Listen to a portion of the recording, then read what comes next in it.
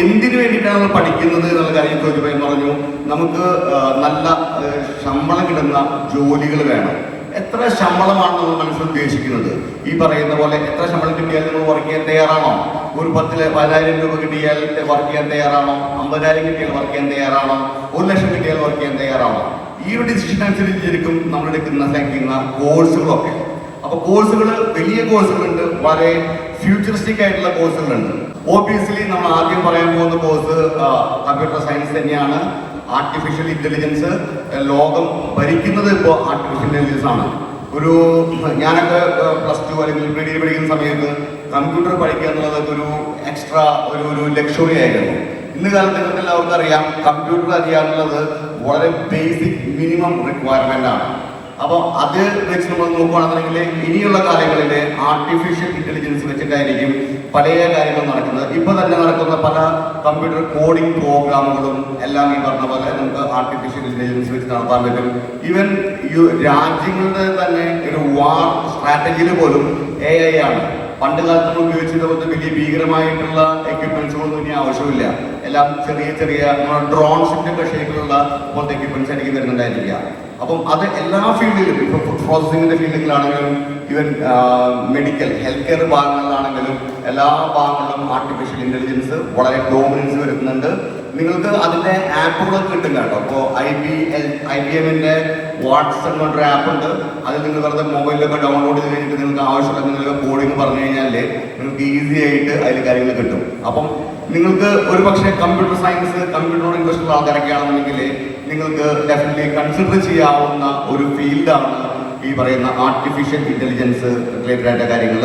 ഇതിന്റെ ഒരു salary structure ഒക്കെ സ്റ്റാർട്ട് ചെയ്യുന്നത് മിനിമം 1 ലാഖിലാണ് ഇന്ത്യൻ സംസ്ഥാനങ്ങളിൽ. വിദേശത്തേക്ക് പോയി കഴിഞ്ഞാൽ ഇതിന്റെ ഒരു 4-5 ഇരട്ടി ശമ്പളത്തിലേക്ക് സ്റ്റാർട്ട് ചെയ്യുന്നതായിരിക്കാം. അപ്പോൾ ഇത്രയും വലിയ ശമ്പളം കിട്ടുന്നുണ്ടെങ്കിൽ നമ്മൾ നമ്മുടേതായിട്ടുള്ള എഫേർട്ട് നല്ല രീതിയിൽ ഇടേണ്ടതായിട്ടുണ്ട്.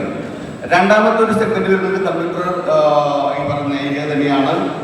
UX എന്നൊക്കെ പറയും. UX എന്ന് പറയുമ്പോൾ ഈ പറഞ്ഞ ഹ്യൂമൻ കമ്പ്യൂട്ടർ ഇന്റർഫേസ് എന്നൊക്കെ പറയുന്നതാണ്. ഒരു യൂസർ എക്സ്പീരിയൻസ് കാര്യങ്ങളൊക്കെയാണ്. ഇതും ഈ പറഞ്ഞ പോലെ ഒരു കമ്പ്യൂട്ടറിന് മനസ്സിലാവുന്ന പോലെ കാര്യങ്ങൾ പറഞ്ഞു കൊടുക്കാനായിട്ട് പറ്റുന്ന ഒരു മെത്തേഡ് ഡെവലപ്പ് ചെയ്യുക എന്നുള്ളതാണ്. ഇത് കുറച്ച് ഹൈ എൻഡ് ആയിട്ടുള്ള കോഴ്സുകളാണ്. നിങ്ങൾ ഇതിലേക്ക് ചിന്തിക്കുന്നുണ്ടെങ്കിൽ, നിങ്ങൾ കമ്പ്യൂട്ടറിന്റെ ബേസ് ഉണ്ടെന്നുണ്ടെങ്കിൽ നിങ്ങൾ ഈ പറഞ്ഞ കമ്പ്യൂട്ടർ എഞ്ചിനീയറിംഗിന്റെ ഒരു എക്സാം പാസ് ആവാനായിട്ടുള്ള കാര്യങ്ങൾ നോക്കുക. അതുപോലെ മെക്കാനിക്കൽ എഞ്ചിനീയറിംഗ്, ഇതിനും വളരെയധികം സ്കോപ്പ് നമ്മുടെ നാടുകളിലുണ്ട്. അതിനെ നിങ്ങൾ ആദ്യമായിട്ട് ചെയ്യേണ്ടത് ഞാൻ നേരത്തെ പറഞ്ഞ കീമിലേക്കുള്ള ആപ്ലിക്കേഷൻ ചെയ്യുക എന്നുള്ളതാണ്. ഇനി രണ്ടാമത്തെ ഒരു സെഗ്മെന്റ് എന്ന് പറയുന്നത് ഇക്കണോമിക്സ് എന്നുള്ളതാണ്. ഇക്കണോമിക്സിൽ നിങ്ങൾക്ക് അറിയാമല്ലോ, പക്ഷേ മൈക്രോ എക്കണോമിക്സ്, അതുപോലെ മാക്രോ എക്കണോമിക്സ് ഒക്കെ ഉണ്ട്. അതിന്റെ മാക്രോ എക്കണോമിക്സ് എന്ന segment is becoming very huge. അതിലേക്ക് ധാരാളം പൊട്ടൻഷ്യൽസ് വരുന്നുണ്ട്. ഇന്ത്യൻ ഇക്കണോമിക് സർവീസ് പോലത്തെ കോഴ്സുകളിലൊക്കെ എനിക്ക് തുടങ്ങി സെന്റ് സേവിയേഴ്സ് കോളേജ് ഡൽഹിയിലെ 30 സീറ്റുകളുള്ളത്. 30 സീറ്റിൽ 30 പേരെയും അവർ before passing the exam ministry of economic സർവീസിലേക്ക് അവരെടുക്കുവാണ്. അപ്പോൾ അതിലേക്കും ധാരാളം ഓപ്ഷൻസ് നിങ്ങൾക്ക് മുമ്പിൽ അവൈലബിൾ ആണ്. ഇനി വരുന്നൊരു ഓപ്ഷൻ പറഞ്ഞെങ്കിൽ PSC അഗ്രികൾച്ചറൽ സയൻസ് ആണ്. അതിനകത്ത് നിങ്ങൾക്ക് അഗ്രികൾച്ചർ വരുന്നുണ്ട്, ഫോറസ്ട്രി വരുന്നുണ്ട്, ഡയറി സയൻസ് വരുന്നുണ്ട്, ഫിഷറീസ് വരുന്നുണ്ട്. ഈ കോഴ്സിന്റെ പ്രത്യേകത എന്ന് പറഞ്ഞു കഴിഞ്ഞാൽ ഇമ്മീഡിയറ്റ് ആയിട്ട് ഗസറ്റഡ് ഓഫീസർ റാങ്കിലേക്ക് നിങ്ങൾക്ക് എത്താനുള്ള ഓപ്ഷനാണ്. അതിനായിട്ട് നിങ്ങൾ സെൻട്രൽ ഗവൺമെന്റ് അക്രഡിറ്റഡ് ആയിട്ടുള്ള ICAI പോലത്തെ സ്ഥാപനങ്ങളിൽ നിങ്ങൾ പഠിക്കണം. അതിന് റാങ്കിങ് നിങ്ങൾക്ക് ഗൂഗിൾ പേജിൽ കിട്ടുന്നതായിരിക്കും. അങ്ങനത്തെ സ്ഥാപനങ്ങൾ കേരളത്തിൽ കുറവാണ്, സെൻട്രൽ ഗവൺമെന്റ് അപ്രൂവ്ഡ് ആയിട്ടുള്ളത്. തമിഴ്നാട്ടിലുണ്ട്, അതേപോലെ തന്നെ പഞ്ചാബിലുണ്ട്, ഇവിടെ ഒറീസ, ഡൽഹി എന്നീ ഭാഗങ്ങളൊക്കെ ഉണ്ട്. ഇതിലേക്കൊക്കെ നല്ല രീതിയിൽ നമുക്ക് മാർക്കും കൂടി ഉണ്ടാവണം കേട്ടോ. നമുക്ക് ഈ പറഞ്ഞ പോലെ ജസ്റ്റ് പാസ്സായിട്ടൊന്നും വലിയ കോഴ്സുകൾക്ക് നമുക്ക് അപ്ലൈ ചെയ്യാൻ പറ്റില്ല. വേറൊരു കോഴ്സ് നിങ്ങൾക്ക് ചിന്തിക്കാവുന്ന ഒരു കോഴ്സ് എന്ന് പറയുന്നുണ്ടെങ്കിൽ ഡിസൈൻ കോഴ്സുകളാണ്. National institute of design and idea എന്ന് പറയുന്നതിലേക്കുള്ള ഡിസൈൻ കോഴ്സുകളാണ്. ഡിസൈൻ എന്ന് പറയുമ്പം ഫാഷൻ ഡിസൈൻ മാത്രമല്ല, ഫാഷൻ ഡിസൈൻ വരുന്നുണ്ട്. ഞാൻ നേരത്തെ കമ്പ്യൂട്ടറിൽ പറഞ്ഞ പോലെ UX പറഞ്ഞ പോലെ തന്നെ കമ്പ്യൂട്ടർ ഡിസൈൻസ് വരുന്നുണ്ട്. ഇപ്പോൾ സിവിൽ എഞ്ചിനീയേഴ്സിൻ്റെ ഒക്കെ ആണെങ്കിൽ നിങ്ങൾക്ക് അർബൻ സിറ്റി ഡിസൈൻസ് വരുന്നുണ്ട്. ധാരാളം ഡിസൈൻ ഓപ്ഷൻസ്. ഈവൻ ഓട്ടോമൊബൈൽ പഠിച്ചിട്ടുള്ള ആൾക്കാരാണെങ്കിൽ വെഹിക്കിളിന്റെ ഡിസൈൻ, അതൊക്കെ വലിയ ജോലികളാണ്. ഒരു പക്ഷേ ജർമ്മനിയിലൊക്കെ നിങ്ങൾക്ക് 10 ലക്ഷം രൂപയുടെ സാലറി കിട്ടുന്നത്. പക്ഷേ നിങ്ങൾക്ക് മിനിമം അവർ എലിജിബിലിറ്റി പോയിന്റ് 94% മാർക്സ് ഒക്കെയാണ് മിനിമം റിക്വയർമെന്റ് നിങ്ങൾക്ക് വേണ്ടി വരുന്നത്.